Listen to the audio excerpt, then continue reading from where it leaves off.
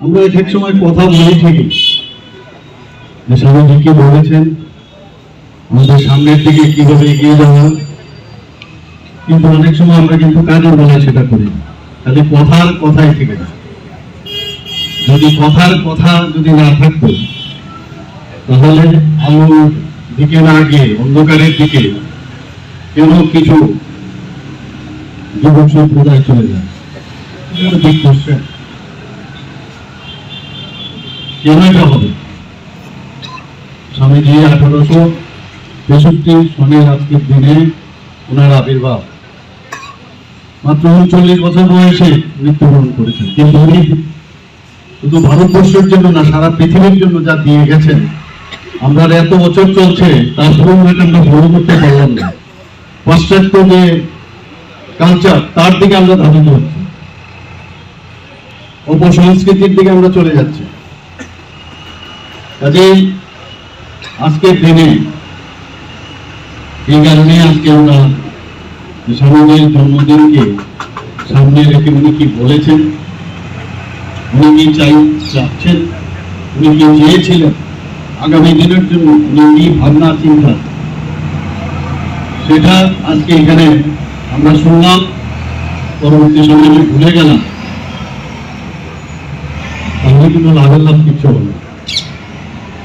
আসলে স্বামীজি বলছেন যে সবকিছুই তোমার ভিতরে আছে, সবকিছুই তোমার ভিতরে আছে, কিন্তু আমরা নিজের ভিতর তো দেখি না, অন্যের ভিতরে কি আছে সেটাও দেখি না। কি দেখি সেটাই কিন্তু সমস্যা হয়। 65% যুবক আজকে ভারতবর্ষে, আমাদের প্রয়োজন বারবার বলছেন স্বামীজি, এখানে আমাদের মাননীয় মন্ত্রী মহোদয় বলছেন, যেখানে এত বড় একটা শক্তি, আমাদের স্টেটে একই অবস্থা, যুবক সম্প্রদায় হচ্ছে, বা আমাদের পার্টিতেও যদি বলি যুবক সম্প্রদায় বা আমাদের যে যুব মোর্চা, একটা বিরাট শক্তি।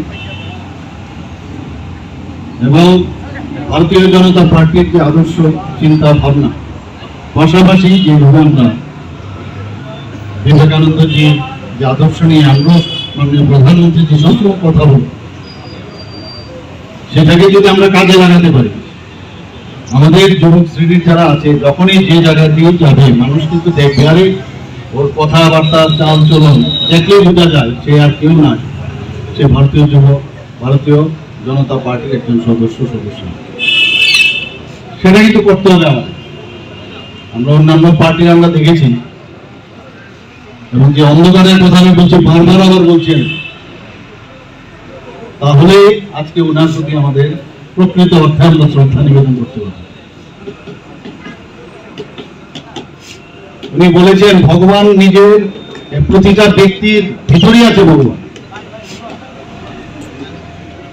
মন্দিরে যাওয়ারও প্রয়োজন নেই। নিজেকে আমরা যদি একজন আরেকজনের জন্য আমরা কাজ করি, একজনের জন্য আমরা ভালো চিন্তা করতে পারি, তবে রাজ্যের এবং দেশেরও ভালো হবে।